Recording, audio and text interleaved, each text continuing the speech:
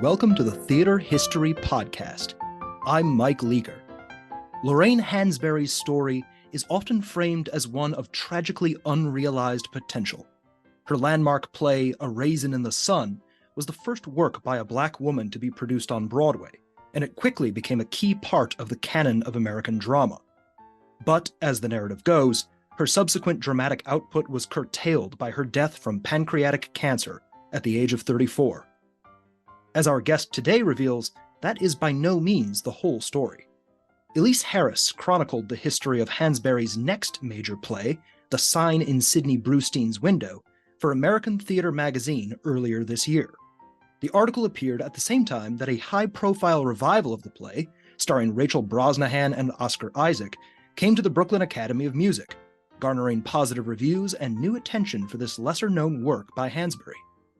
Elise is a writer whose work has appeared in the New York Times, The Nation, and Harp and Altar, and she joins us to talk about Hansberry, The Sign in Sidney Brustein's Window, and the underappreciated legacy of one of America's most important playwrights. Elise, thank you so much for joining us. Thank you for having me. Your article, The Play That Got Away, A History of the Sign in Sidney Brustein's Window, begins in the aftermath of Hansberry's success with A Raisin in the Sun. And there are a few surprising things that you mentioned right off the bat. For instance, could you tell us about the reaction to Raisin and how that maybe surprised her and informed her approach to developing The Sign in Sidney Brustein's Window? Sure. The vast majority of responses to Raisin were very positive, and the play was a huge success, made a lot of money. It was optioned to become a film. She became a celebrity. However, it started a period of intense self-doubt for her, which I think might be very counterintuitive for a lot of your listeners. She really didn't trust this response, this big hit response. She felt white audiences were really misreading the play and projecting a lot of misunderstanding on it. But publicly, she was just huge celebrity and a big success. Privately, she did receive a lot more criticism. So Black writers who were friends of hers or acquaintances started to really quite directly communicate that the play was not necessarily as simple of a success as it seemed. Her friend, William Branch, who was also on the left with her and had been produced a play at the Greenwich Muse and was heavily involved with playwriting, he wrote her a letter implying that she understood the limitations of the white audience and catered to it in a way that they all had to do. So it was really like, well, we all know that we have to taper things down a little bit for this audience. You clearly took that into account with Raisin. And then Leroy Jones, who would later be Amiri Baraka, he sent her a letter as well. In part of an exchange, he was asking her to participate in a panel. But in one of the letters, he said, the only reason the critics liked you is that you come from a middle-class background. You wrote this very middle-class play where there's home ownership involved, and you kind of grafted it onto a working-class family, implying that she's a bit of a useful idiot for the system, right? So that was a very rough couple of letters. And then on the opposite end of the ideological spectrum, from a lot of the corporations and media industry, she was not getting success. So she had written a play called The Drinking Gourd for NBC for their centenary of the Civil War. That was never aired. She'd written a far more politically engaged version of Raisin for Columbia Pictures, but Columbia Pictures did not want to do this more political version of a screenplay. That was scrapped, and they just basically filmed the play as it had been. So she was getting these very conflicting pressures. And even though she was extremely strong-minded, she didn't really listen to what anyone else thought necessarily. They were still there in her head. And then other variables that made the 6 years after Raisin difficult didn't have to do with Raisin, but were equally impactful on her life. So I would say the number one problem was isolation. Anyone who is as politically astute as she is going to be alone, is going to feel alone. It's a very small community of people who put that much effort into understanding the world. And she lost Louis Burnham, who had been, I would say, a father figure for her for about 10 years. And she came to New York in 1950. He died in 1960.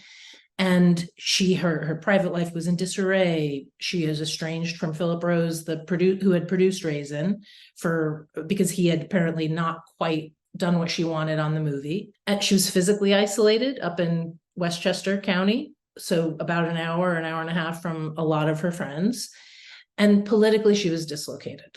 So she had been on the Black Left and in the CP, or I don't think she was a card-carrying member, but she'd been deeply embedded in different kinds of CP and Labor Youth League circles, but those all really dissipated after the secret speech after 1956. And she hadn't yet found her way to SNCC, so she had no political home. And as the illness encroached, probably starting in 1962 and really diagnosed in 1963, she was experiencing symptoms without understanding where they came from.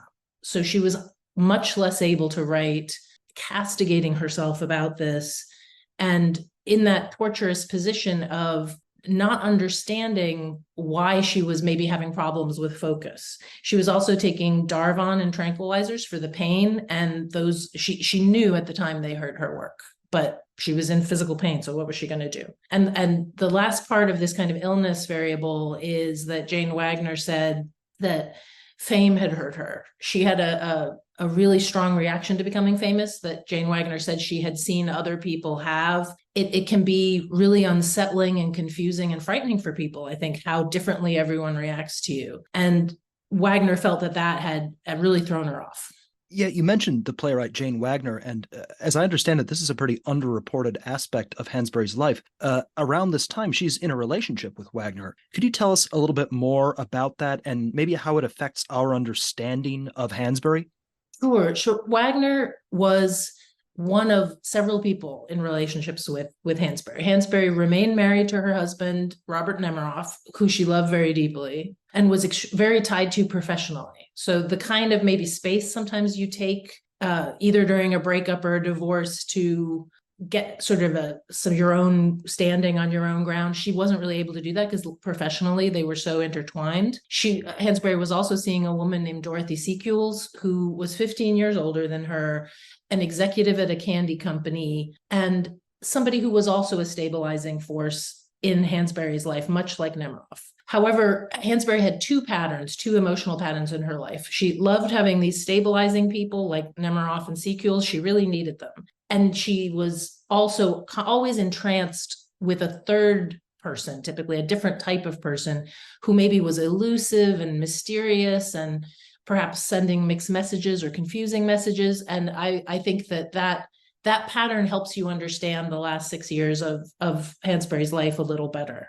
Wagner was, I would say, very hip and very stylish. And so she would sometimes laugh at Hansberry a little bit. They had this a lot of jokes about things. And Hansberry was, politically minded, a member of Daughters of Bilitis, had a lot of also left inflected questions about sexuality and why do people become gay. And she was sort of noodling over this a lot. And Wagner says that she would make fun of her because she basically thought that was naive and square. And that whole, an interest in gay politics would have been very uncool in that group. But Wagner loved Hansberry despite it and would just kind of rib her about it. I learned that, some of the things are just daily life. Wagner told a story about Hansberry trying to cook dinner for her and that Hansberry was no good at cooking and the meal turned out terribly. Wagner said it was not the kind of meal you used to do someone with. And that became a running joke for them. She also mentioned that they drove around in a car together up in Westchester, where Hansberry had this second home. And then there was a frightening evening where Hansberry realized she was being followed in the car. So then Hansberry would drive around and around trying to lose whoever it was following her because Hansberry did not want the person to know where she lived. And this must have been in 1962, and it must have been very close to when Hansberry moved there. So it could have been an FBI person. It could have been just a menacing individual. But what it tells us about Hansberry is that she really panicked. She really became very, very emotionally vulnerable. For Wagner, that was a big newsflash because Wagner had only seen this polished, professional, perfect version of Hansberry. She had to be double extra plus perfect for media and for their social world. And so it was a big 180 to see how vulnerable she could be. Another dimension of Hansberry's life was that she was part of a network, like kind of where the spoke of the wheel was a woman named Gloria Sapphire. And Gloria Sapphire was a literary and theatrical agent. She represented a lot of people like I think she worked with Kay Ballard and Louise Fitzhugh. She knew Jane Wagner. She knew Hansberry. And one thing, if you're trying to document a gay theatrical circle, often there's somebody at the hub of this circle who has a professional incentive to network as much as possible, like an agent. And so sometimes these worlds where people meet, like Wagner and Hansberry, it's a really fun way to have a time machine back into that moment. But if you locate the person who was at the center of one of these circles. And finally, the Wagner affair hurt Dorothy Sequels a great deal. Dorothy was very in love with Hansberry. The Wagner relationship was painful to her and occasioned a split for at least a year that was consequential, I think, for Hansberry's sense of stability. There were a few other gay details I'll just throw in because they relate to her work. One is that there was another Black woman in this lesbian circle that Wagner and Hansberry were in, that she was a white presenting Black woman, in the sense that everyone assumed that she was white, but she would correct this misimpression. So she was not white passing, she was presenting. And she was that's the scenario with Alton in the sign in Sidney Brustein's window. So that could have suggested it. She was a sculptor who later became a playwright. Hansberry also knew Lou Burke, and Lou Burke was a very famous copy editor at the New Yorker, who in those kind of New Yorker circles was famous as a stalwart, very elegant, very serious person about prose. And Hansberry was always looking for people like that. And finally, very unfortunately, it was in 1964, it was pretty late in her life. She was just very happy to have found another person who could kind of contribute, to that dimension of her work. And finally, there was a woman named Gloria Marolt, who she dated in the year after Wagner, in 1963, who also dated a woman named France Burke in their shared circle, who was Kenneth Burke's daughter, the daughter of Kenneth Burke, the literary critic. And I think that paints a bit of a picture. Gloria Marolt apparently was gorgeous, very mysterious, and very good at getting loans out of these often affluent women that then she often did not pay back. So she was a woman who kind of worked this world in a pretty intentional way. The trickiest part of the whole world that I was trying to report on is that there was a lot of hearsay that circulated, that you as a reporter, you don't know quite how seriously to take it. And a lot of information would be circulated, how did Hansberry feel about the sign in Sidney Brustein's window? Did she consider it finished? Did she like the ending or not? But since it was circulated within a group, you have to really bracket it as hearsay, but it can be a great prompt for research. So there's all this, sort of personal background to Hansberry's life at this moment that we're talking about. But what about the play itself? For those listeners who might be unfamiliar with the sign in Sidney Brustein's window, what's it about? So the protagonist of the play is Sidney Brustein. Brustein is a disillusioned white Greenwich Village intellectual. He's a serial entrepreneur in that he has started a folk club, abandoned it for an alternative newspaper. In the course of the play, he gets involved with a political campaign. He's always got a lot of irons in the fire, but he doesn't necessarily have a great history of following through on a lot of his commitments. His style of speaking, there's a torrent of language.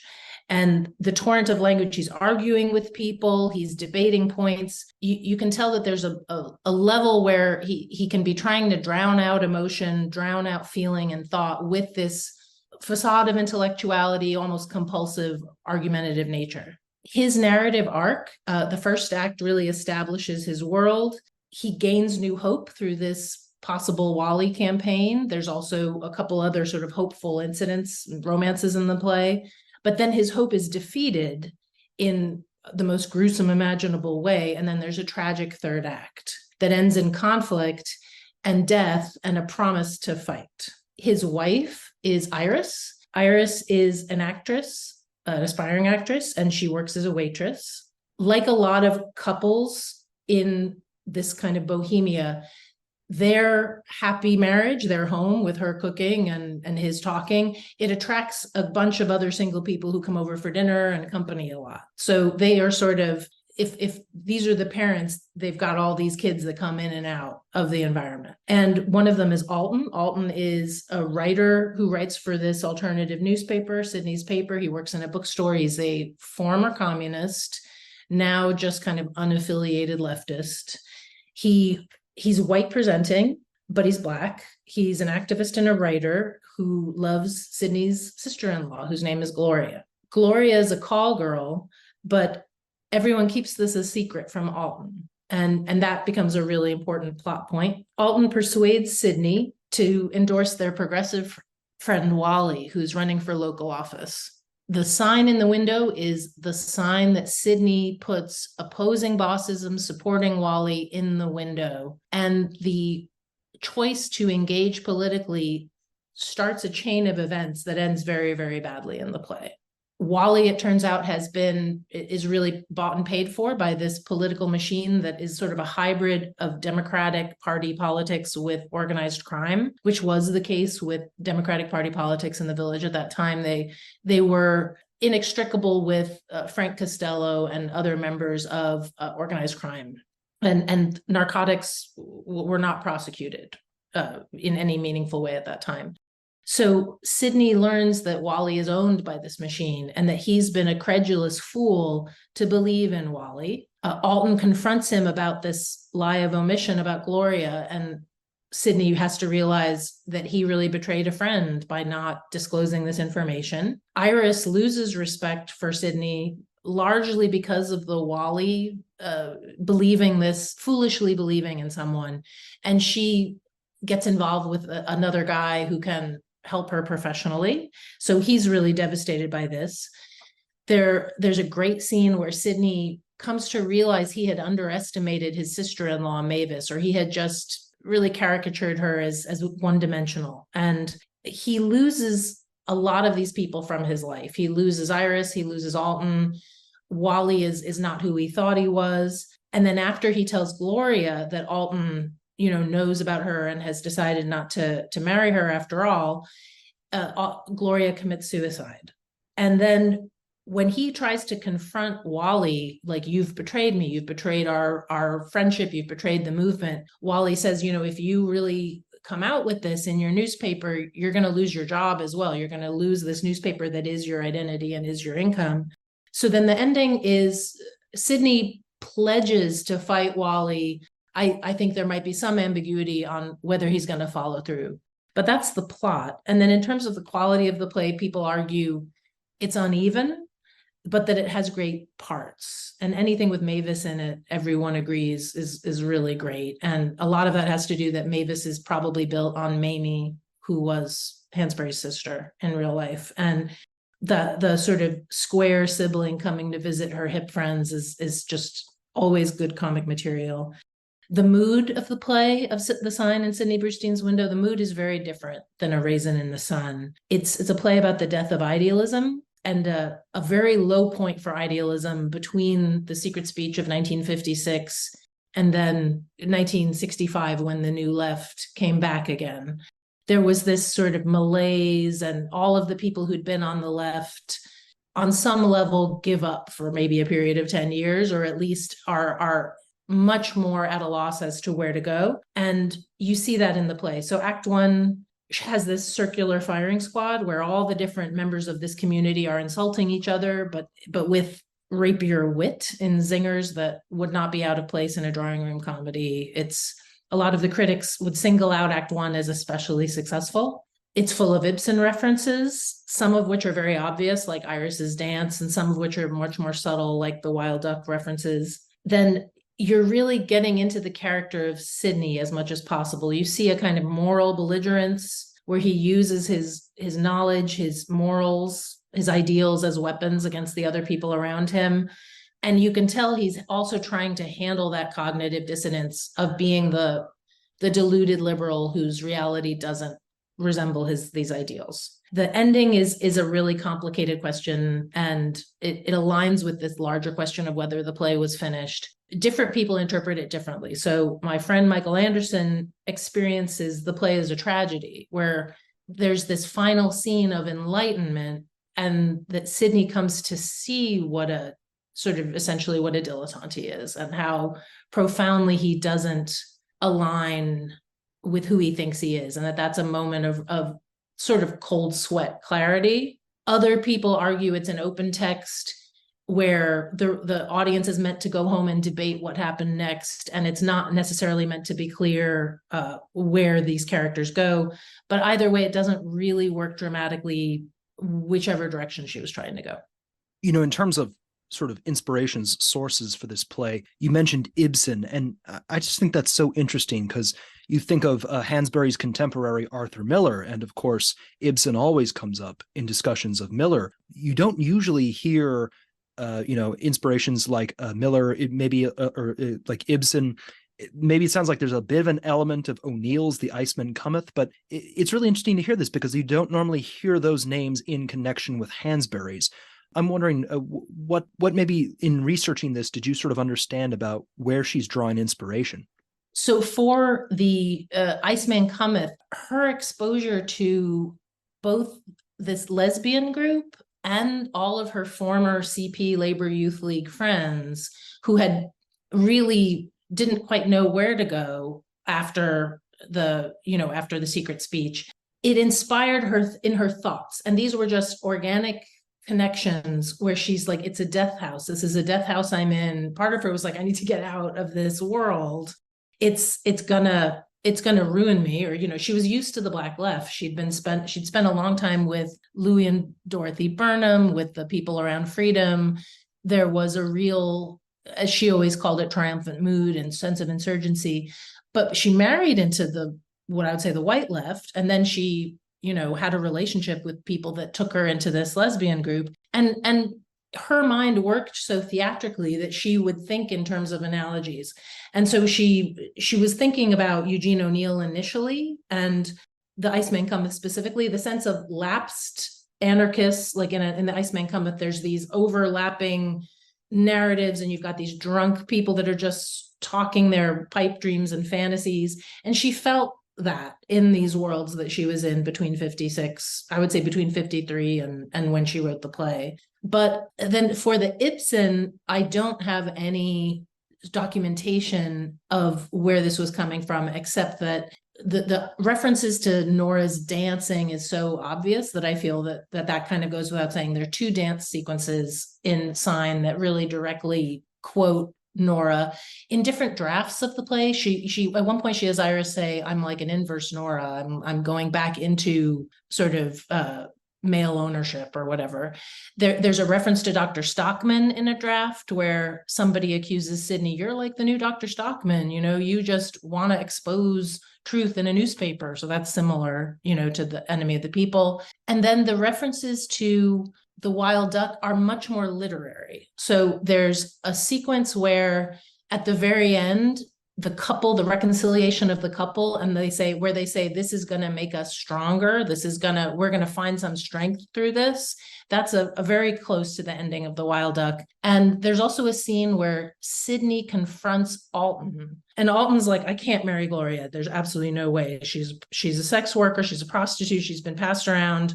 I'm not going to marry her. And there's the language of how Sidney confronts him at that moment is very close to how Gregors confronts a character in the Wild Duck, where Gregors says, I'm giving you an opportunity. I was hoping and praying that you would be the biggest imaginable version of yourself, the most generous and caring version of yourself. And with this person who had harmed you, who had maybe, in the Wild Duck, this is a woman who had slept with somebody else and had a kid, and then her husband raised the kid as if the daughter was her own, but he might not have been. It's a sort of almost like a Christian idealism where it's like rise to the occasion and forgive this thing that you are struggling to forgive, and adhere to our ideals. But in the Sign in Sidney Brustein's window, it's a communist ideal that they're falling short of, not a Christian one, right? It's, you're a communist. Don't you understand women's lives and how fewer options they have? Can't you forgive her? And Alton says no,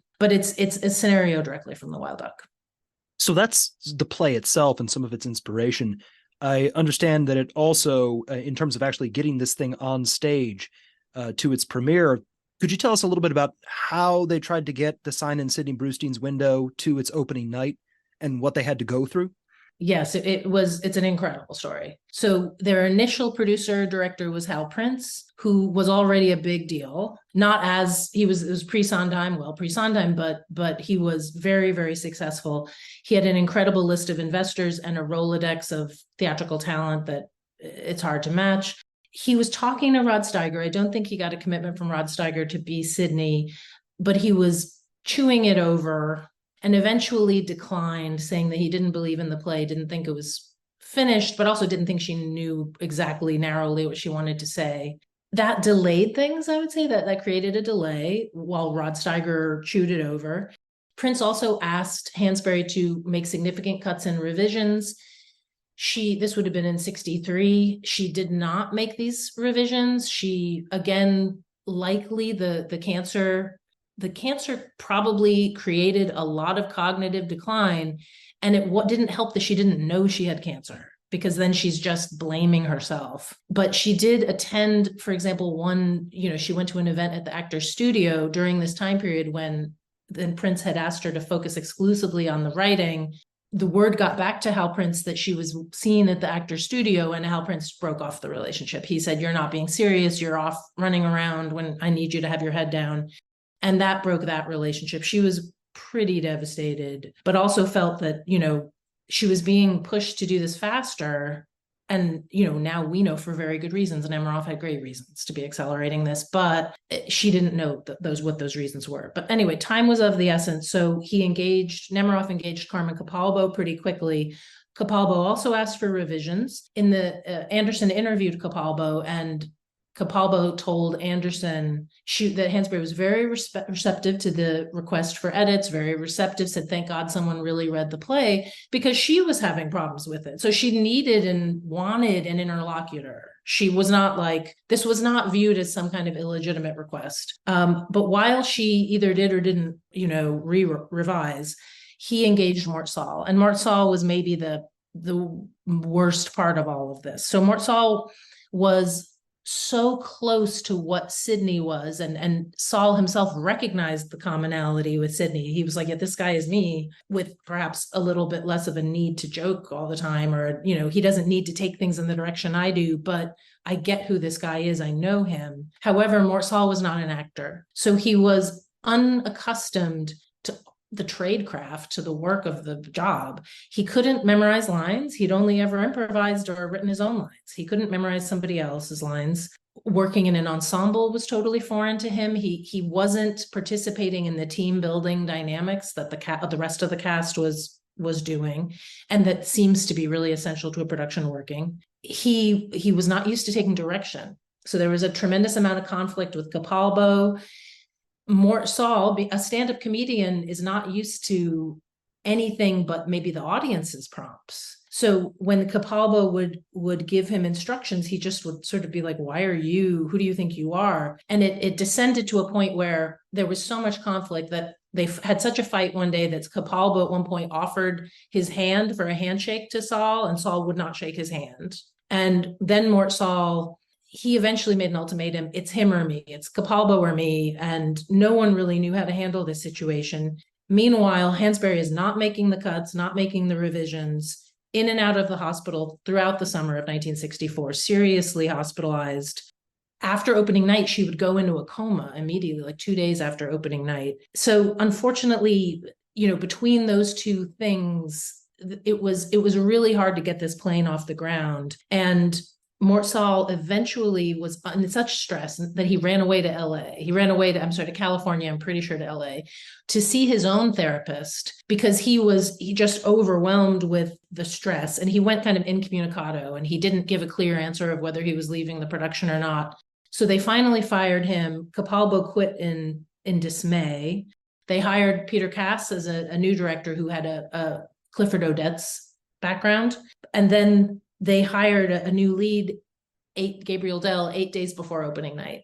So Gabriel Dell remained on book on opening night. The long speeches had to be, printed out and taped onto the various pieces of furniture on the stage so that Gabriel Dell could stand strategically in a place where he could read the speech. So it was a pretty rough experience for everyone involved. How was the show received when it finally premiered? So I would say that everyone was trying to be as respectful as possible, and her illness was basically common knowledge, right? Whether or not it was terminal, maybe not, but how serious it was. But the reviews were still largely negative. It was not like this is a terrible play, but it was, we can feel where she's trying to go with this. We appreciate certain parts of it, but it just doesn't work. And after opening night and after the reviews, Nemiroff cut another 10 minutes and reworked Act One, likely in collaboration with Hansberry, but Hansberry, you could tell that she was not up to her former self. If you look at the handwriting on the scripts, that, after opening night, her handwriting has degraded. It's not of the quality of her earlier handwriting. This is a person who's in and out of hospitals and comas. They're not going to be at the top of their game professionally. But after some of these edits were made, Norman Nadel from the New York World Telegram and Sun, he wrote a second review, a revised review, November 3rd, 1964. He said that that first act was much improved, but that the third act, he said, was still just a Wagnerian immolation that was out of key with the rest of the play. Max Lerner from the New York Post wrote that she has aimed at depths beyond her reach. So both Capalbo and all the critics, they saw Sidney and they recognized Sidney as a sort of literary descendant of other kinds of characters, anxious, ineffectual literary figures. Some of them are almost more from literary fiction, like Dostoevsky's Underground Man, someone lost in a maze of self-deception and lost in his own contradiction. But she just didn't get to finish it. And I think they saw it as related to her illness. So that everyone tried to acknowledge what was good about it while still acknowledging it didn't work. And then conversely, a group of artists and activists donated money to keep the play going until she died. And that was this great activist campaign that often the marketing team for the Broadway production, the recent Broadway sign, drew on that a lot in the recent production. Sorry, could you elaborate? How did they draw on it exactly? That's interesting.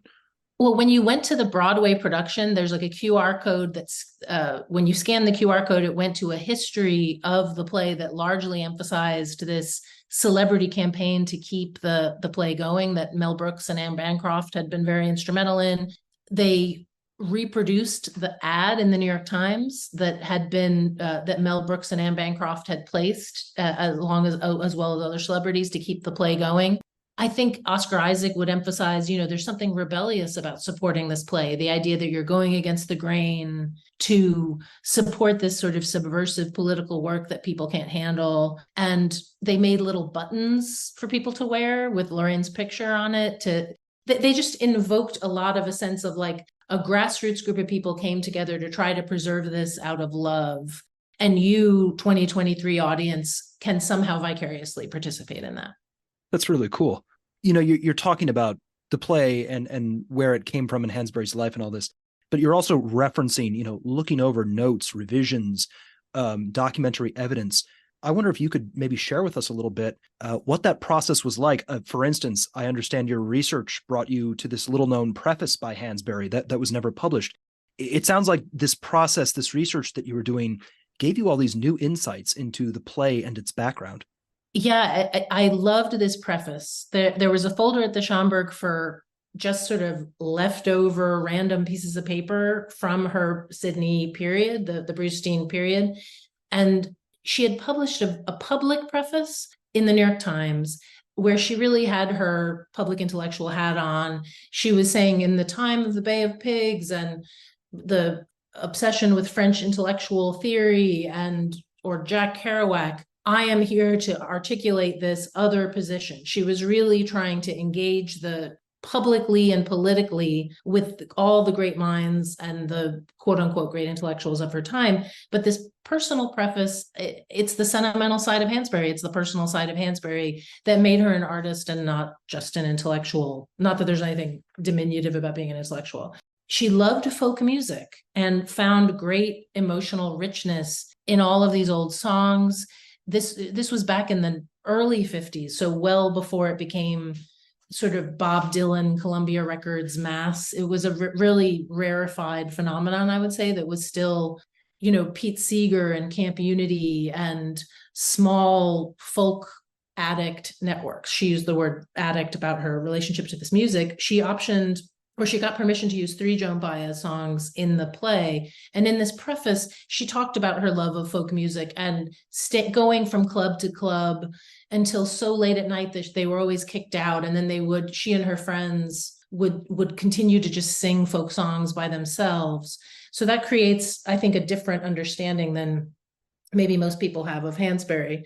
She also participated in this, this Pete Seeger intellectual folk tradition where folk is a community building mechanism. It's not just art for art's sake. It builds community, it builds political will, it builds a sense of fellow feeling. And I think she really loved and appreciated that world. The other thing that I loved about the preface that again is really personal is that she writes a story that may or may not have happened about being in a club with I believe Nina Simone, and that a woman came over to talk to them who was a kept woman. And she was with her much older boyfriend at a separate table, but the woman came over to talk to Hansberry. Hansberry describes the woman as looking into her eyes, seeking pity and indictment and not finding them. And Hansberry said her own mind immediately connected this woman. She just immediately had an association with an old song from the French Resistance in World War II, where it was a song about an underground resistance activist who no one knew their real name. No one knew where they were going. No one knew where they lived because they were a resistance activist living underground anonymously. And she connected the extreme loneliness of this kept woman to that person's life in a way that I think connects very directly, obviously, to the play and just shows the level of empathy and tenderness in her heart. As you've mentioned, this play closes within days of Hansberry's death. So we're already sort of thinking about her legacy and her unfortunate, death around the time that the show ends. And we've mentioned the figure of Robert Nemiroff, but he seems especially important in this context. Can you tell us a little bit more about Nemiroff and how he figures both into the story of this particular play and the way that Hansberry's reputation gets shaped in the years after she passes? Yes. So Robert Nemiroff was a red diaper baby. And that is central to his political education. He grew up with 2 restaurateur parents who were very devoted communists.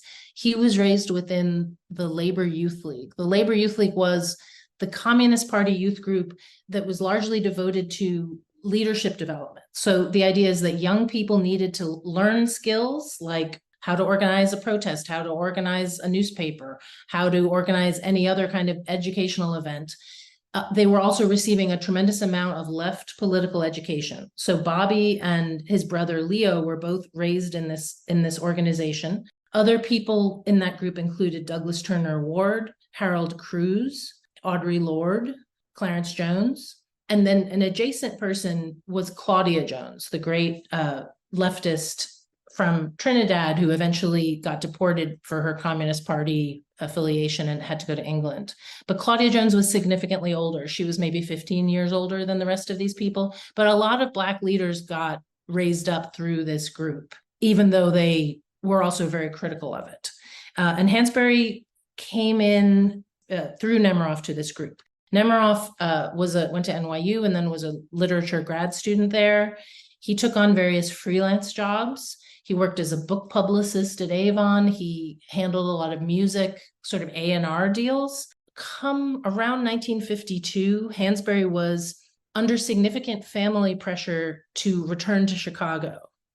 This was largely because of her Communist Party involvement, which had been, I would say, more centrally through a Black left, what some people call the Harlem left network, not really Labor Youth League, more the different kind. Some of these people were in the Labor Youth League, but freedom was much more central to her, at least for the first few years. But her family was like, you're going to get arrested. And I'm sorry, you're causing us tremendous stress. It's very, very unnerving to us that you might end up like Claudia Jones. You might be arrested.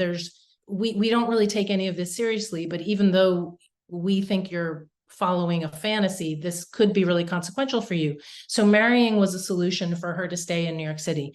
And there were a couple of men who wanted to marry her. It didn't always work out. And there was this Roosevelt Jackson who he may have existed or he may have been a pseudonym. Then there's a writer for Freedom newspaper but he lived in the South and she was not going to move to the South. And then there was Nemiroff, and Nemiroff was wildly in love with her. She really liked him. She felt that he was, again, this kind of stabilizing force that I think she knew would help her write. And the letter where she accepts his marriage proposal, it's really like a commitment to writing and a commitment to being an artist. And that this kind of helpful, supportive person was going to make that happen and help her make that happen.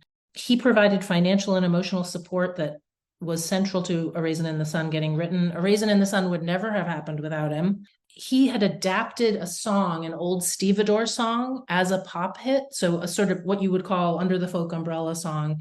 But as a pop hit, he made enough money that she was able to stop her part-time jobs and write full-time. And then he, even as he was providing the money, he also provided the emotional support for her to write. And then after A Raisin in the Sun succeeded so intensely, the love affair fluctuated, but the professional relationship really did not fluctuate. He was trying to build himself up as a producer. He was trying to produce a musical called Kicks and Company, written by Oscar Brown in Chicago. When it didn't work out with the director, he had Lorraine go and direct in Chicago. That didn't work out. But you can see sort of, they were so intertwined that they would call on each other in a crisis. So then when Hal Prince bailed, Nemiroff became the producer of Sign in Sidney Brustein's Window. He led the campaign to save Sign in Sidney Brustein's Window. He really was her savior. So there was no real extricating herself, but they did divorce in 1964. I think that there's debate around why, but I think that ultimately the friendship between them and the professional need that she had of someone she could trust when she was in a world of sharks, that just trumped everything else. In her will was written in 1964. She named Nemiroff as her literary executor, but he was not a beneficiary in the will. The will was very unusual because normally you give a percentage of the income to different beneficiaries because obviously the income varies from year to year. So it makes more of sense generally to give a percentage, but she gave a flat amount of money, $8,000 a year to Mamie, her sister. I mean, Nanny, the mother, if the mother were alive, but then it was to Mamie, the sister later on. She gave $1,000 a year to Dorothy Sequels, and the rest was supposed to go to the movement. And that didn't ultimately happen for a number of reasons. One is that after she died in 1965, first WBAI produced a radio show of all of her words read by famous actors. Then Nemiroff took that same idea and created both a play that was called To Be Young, Gifted, and Black, and a book to be called To Be Young, Gifted, and Black. But these were separate texts. These were different from each other. And because he was the adapter / producer of the play version, somebody tipped the Attorney General of the state of New York and was like, this guy's just enriching himself off of this estate. And he was not a beneficiary, but he's making money by hiring himself and choosing how much he pays himself. So no one knows who it is who alerted Louis Lefkowitz, the Attorney General, about this, but there was a legal filing in 1970 by the Attorney General. So he stepped down as executor. Nemiroff stepped down as executor. He could have allowed Chanel Perry, her cousin, who she had named as an executor. That could have become the new executor, but instead he had Clarence Jones become the executor. Clarence Jones had been in the Labor Youth League with them, had been Martin Luther King's lawyer. That's what he's most known for. But then went and worked in finance and ultimately became on the business side of entertainment, particularly Black entertainment. I believe he ran radio stations like WBLS in New York City and another station. So he became the surrogate in 1970, and he was a much more business-minded person than Chanel. So in the wake of this switch of executors, Nemiroff bought all the intellectual property from the estate for $40,000, which would equate to about $300,000 in today's money. This allowed him to pay Mamie out. So Mamie needed money. The sister needed money. And the $40,000 purchase, the intellectual property went from being something that had an unknown value. The value might fluctuate from year to year. How do you kind of close out an estate like that? Buying that money, buying the intellectual property is one way to close out that estate and get Mamie the money in a faster way, which she needed. It also allowed him to just kind of go very, very hard on producing all this stuff, because he then, had a financial incentive and he was going to benefit from any kind of Broadway productions. So he really went into this period of overdrive in terms of producing her work. He produced Les Blancs with James Earl Jones in 1970. He produced another version of The Sign in Sidney Brustein's Window with Hal Linden in 1972. He oversaw a musical of The Raisin in the Sun called Raisin in 1973 that won a Tony for Best Musical. And then he was just a really consistent and determined person to get her work produced.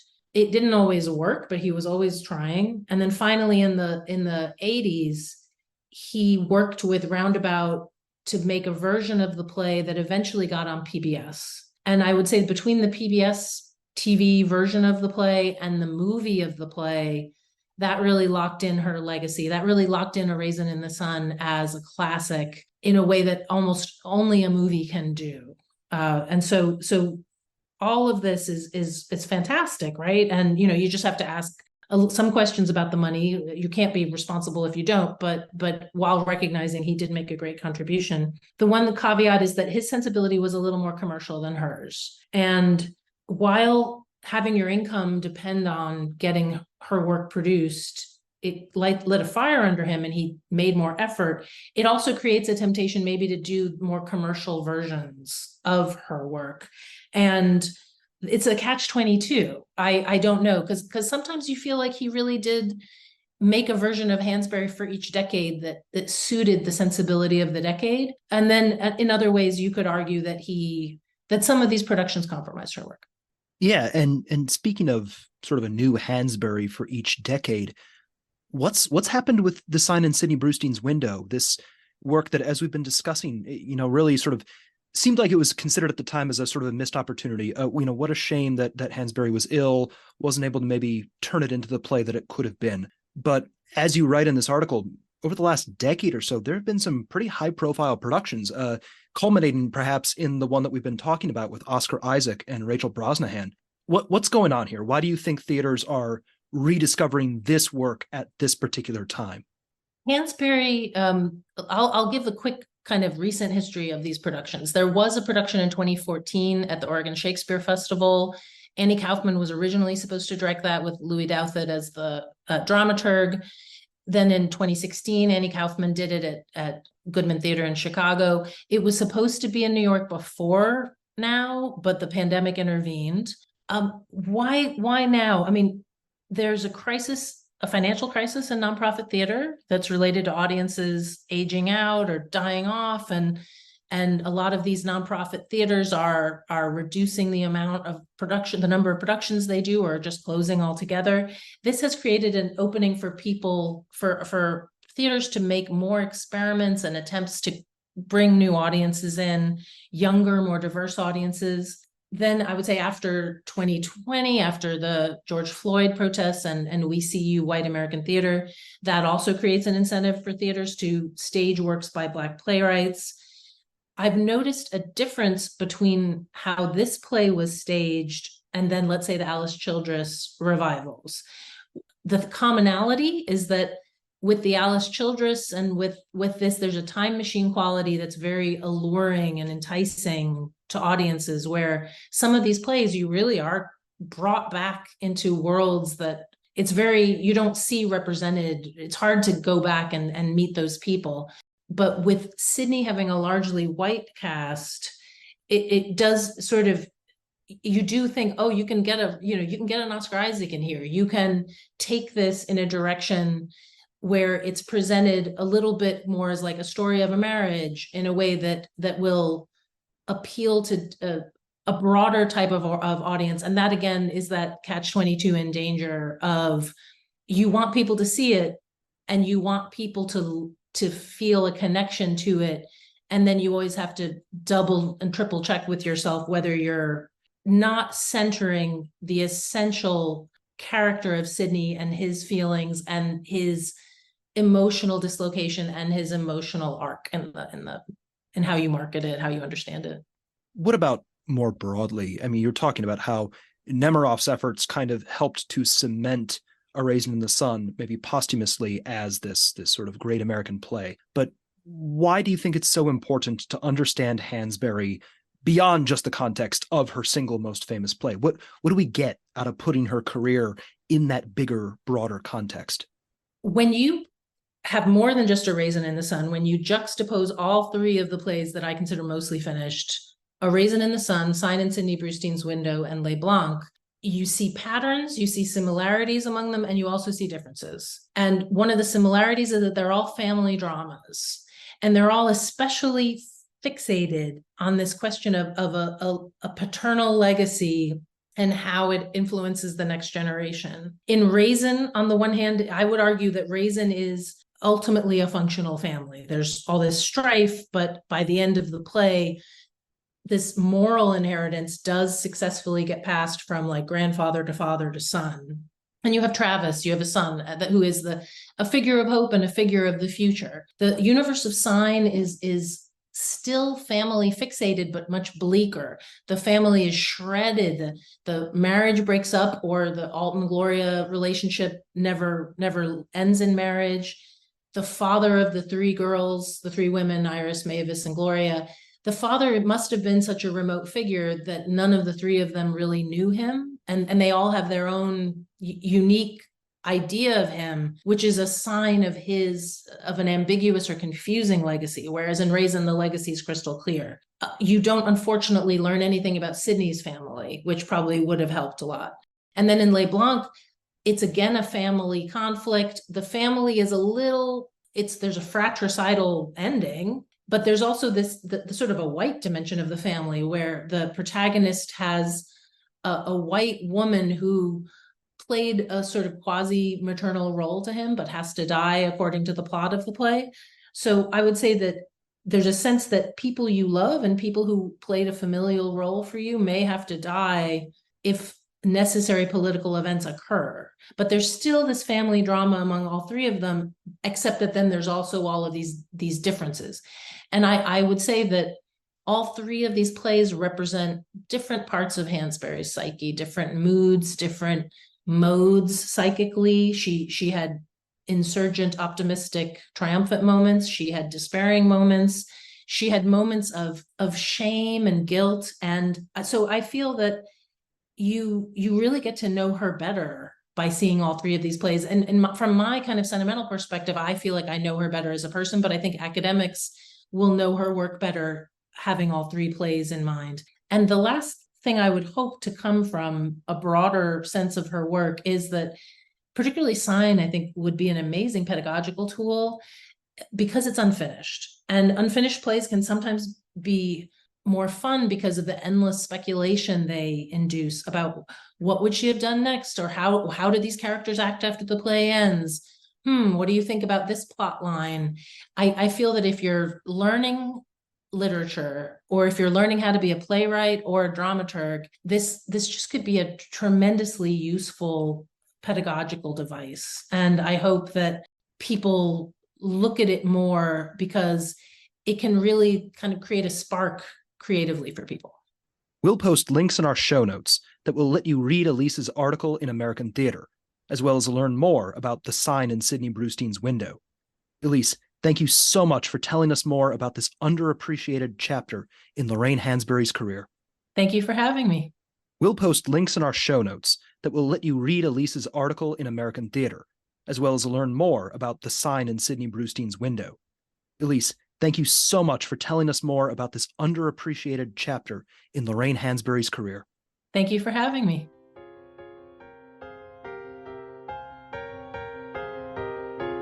If you'd like to continue today's conversation, please visit theaterhistorypodcast.net and follow @theaterhistory on social media. Please note that, while we usually spell theater Theatre, It ends in ER on our social media handle. Our theme music is The Black Crook Gallop, which comes to us courtesy of the New York Public Library Libretto Project and Adam Roberts. Thanks as well to Tip Kress, who designed our logo. And finally, thank you for listening.